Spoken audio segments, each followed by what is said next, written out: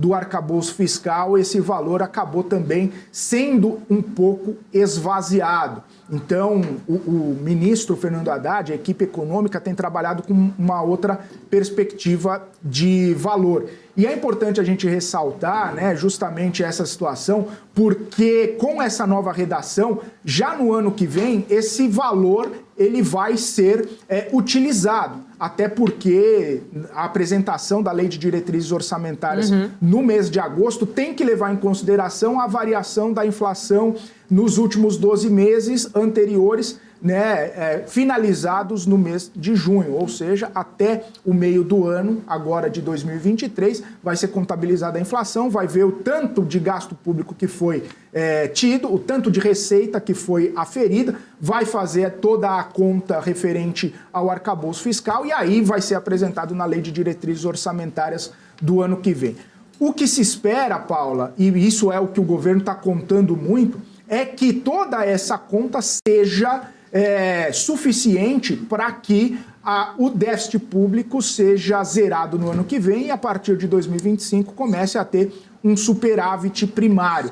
Claro que o mercado financeiro ainda não está muito convencido de que isso vai acontecer. As contas feitas pelos especialistas em contas públicas mostram que talvez isso não aconteça, e se acontecer, Paula, vai ser justamente com o aumento da arrecadação. A gente lembra até algumas entrevistas, nós citamos aqui a própria entrevista do Armínio Fraga falando que se o governo quiser manter esse arcabouço fiscal, quiser seguir com essa vontade de zerar o déficit público no ano que vem, vai ser feito por meio de aumento de arrecadação, vai ser feito por meio de aumento de tributação, uma constante, um constante crescimento de arrecadação por meio de novos tributos, né? Coisa que o governo nega, que não vai acontecer, novos tributos, novas arrecadações, e que justamente tem a reforma tributária para dar esse subsídio para o governo, mas os especialistas em contas públicas, eles ressaltam que não tem um texto de arcabouço fiscal sustentável sem aumento de arrecadação, sem crescer impostos. Então, essa é a grande questão que ainda vai ser debatida a posteriori. Exato, Felipe, você trouxe aí um ponto importante, né? De acordo com o cálculo primeiro feito ali, quando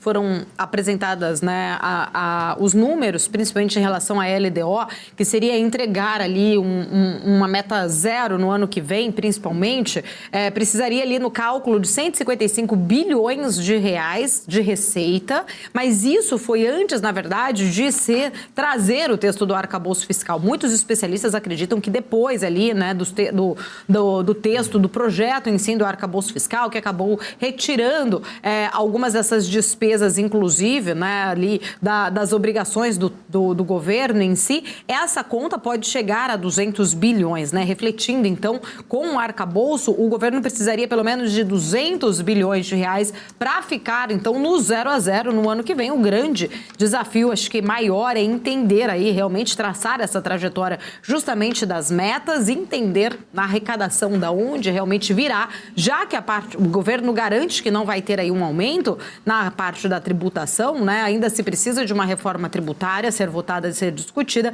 mas o ponto principal o governo tem prometido zerar esse déficit já em 2024, já trouxe ontem, inclusive, uma revisão, inclusive, do déficit deste ano, saindo ali de 0,5% para 1,3% no déficit em 2023, né? E aí, a pergunta é como sair de um déficit de menos 1,3% para 0 no ano que vem, trazendo realmente aí uma preocupação em relação à arrecadação, né? Da onde serão, então, essas receitas que vão trazer a possibilidade do governo zerar o déficit já em 2024, né, Felipe? Não é uma trajetória rápida, sair de 1,3, que foi revisto, inclusive, ontem pelo próprio governo, para 0. É um desenho aí onde se pede mais receita e entender, acho que o ponto principal é de onde virão, então, estas receitas. Pois é, faltam alguns esclarecimentos, mas é importante destacar, inclusive eu estava lendo vários especialistas, né, falando, né, repercutindo esse arcabouço fiscal.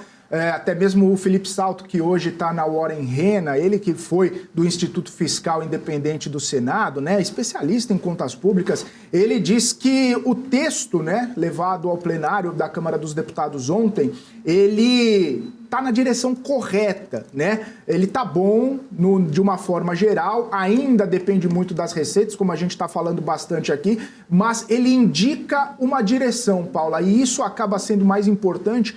E isso acaba trazendo também um certo alento ao mercado financeiro. A gente sempre tem comentado aqui que os atores do mercado falam que ter uma regra é melhor do que não ter nenhuma regra, né? Por mais que ainda existam algumas pontas frouxas nesse arcabouço fiscal, existe um limitador, né? Existe ali um caminho a ser percorrido. E o Felipe Salto diz o seguinte, que pelas contas dele até agora, o arcabouço indica que a dívida vai crescer, sem dúvida, mas vai crescer menos, vai crescer a uma taxa decrescente. E aí a estabilização pode ser alcançada com maior facilidade, mas vai ser preciso mais do que aprovar o arcabouço. Vai precisar que haja também uma movimentação clara da trajetória de juros. O governo vai ter que se comprometer a cumprir o arcabouço fiscal, a conter os gastos, a mostrar pelo menos um planejamento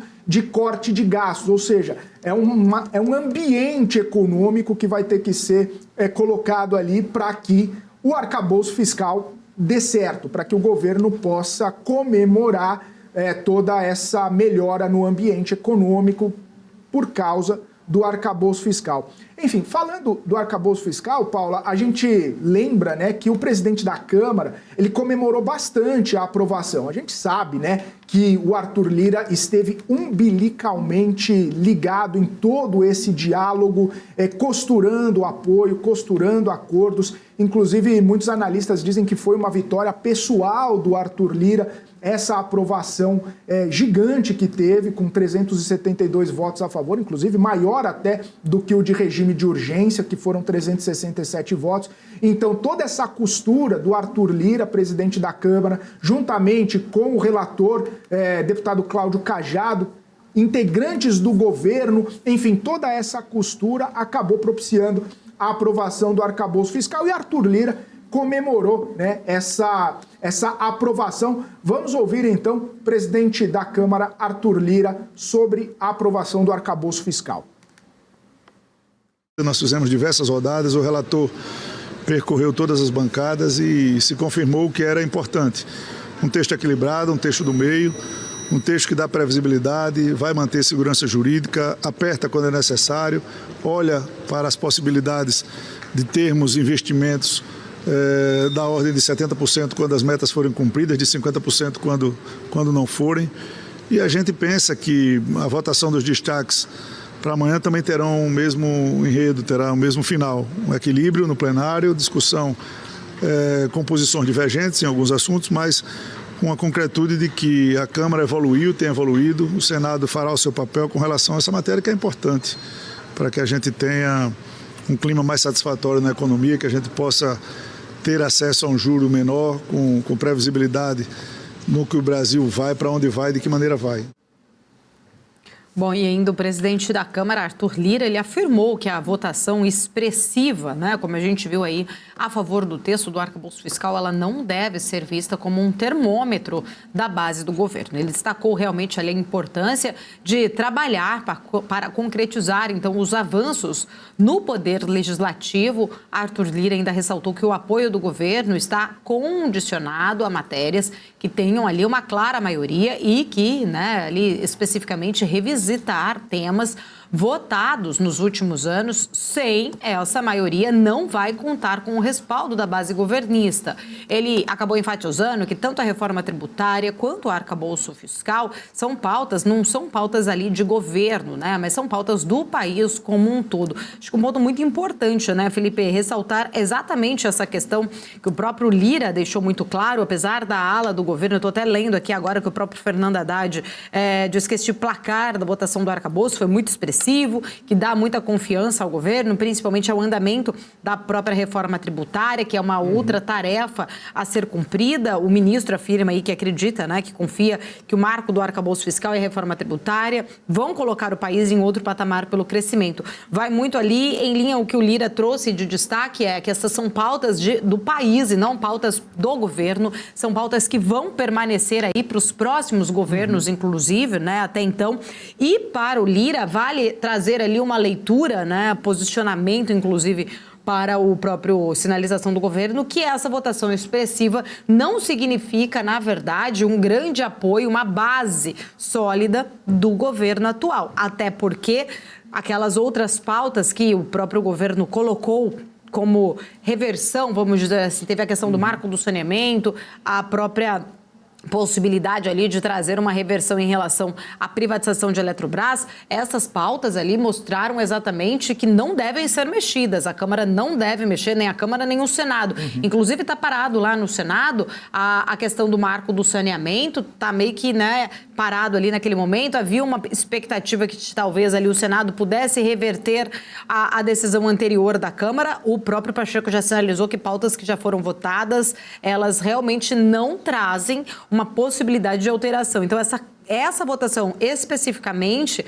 ontem, a que a gente viu ali, muito expressiva, com os números ali, um placar bem alto, por sinal, até maior, inclusive, do que foi votado ali a questão da urgência desse projeto, não significa força política ou articulação política do atual governo. Ô Paula, o que deixa claro, e a gente percebe, né, nessa fala do Lira, falando que não significa base do governo, a gente percebe algumas coisas. A primeira delas é que não é base do governo, mas pode representar uma base de Arthur Lira. Né? O Arthur Lira se mostrando ali como um fio condutor, como um articulador da base governista para colocar em votação e para trazer a vitória para o governo quando necessário ou quando é de interesse do governo, do Arthur Lira e da sociedade.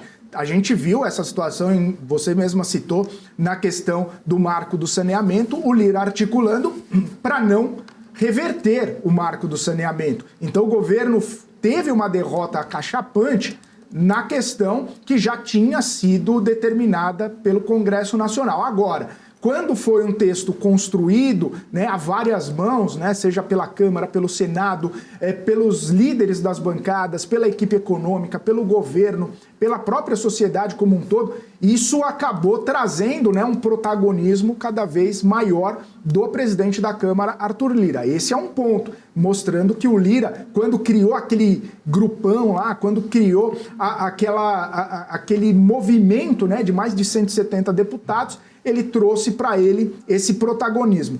A segunda questão, partidos, né, que até então estavam meio relutantes em votar a favor do governo, que estavam dependendo, né, de uma sinalização um pouco mais... um pouco melhor, assim, digamos, do governo, uma sinalização de mais proximidade do governo. Eu cito aqui o União Brasil, o MDB, o próprio PSD, eles acabaram honrando os compromissos, né? Eles tiveram 122 votos a favor desse arcabouço fiscal e apenas 11 votos contrários, mostrando uma alta fidelidade ao governo, principalmente nesse tema. E aí, Paula, o que a gente vê também é uma situação muito interessante. A gente pode até falar uma situação incomum.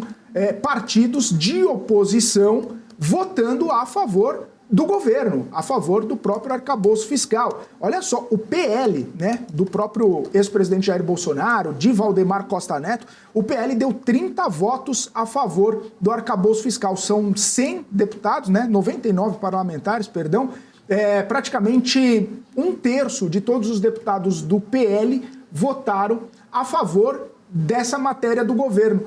E olha só que interessante, Paula, outros deputados do PL votaram contrários, mas juntamente com partidos da base do governo. A gente vê deputados do PSOL, deputados do PCdoB votando contrários ao arcabouço fiscal, para a gente ter essa noção de que não necessariamente seria uma base do governo, né? A base do governo, a base da esquerda, a base sólida ali do governo, como o próprio Arthur Lira falou. Então o tema trouxe ali divergências colocando no mesmo grupo contrário partidos de direita, partidos de centro e partidos de esquerda, e colocando, obviamente, na maioria a favor, também partidos de esquerda, de centro e de direita, mostrando que o tema trouxe bastante divergências, trouxe bastante, inclusive, desgastes em toda essa condução, mas que Arthur Lira conseguiu segurar com a rédea curta ali, lógico, juntamente com a grande articulação feita por Cláudio Cajado, mas o Lira conseguiu mostrar o seu protagonismo durante toda a tramitação desse texto.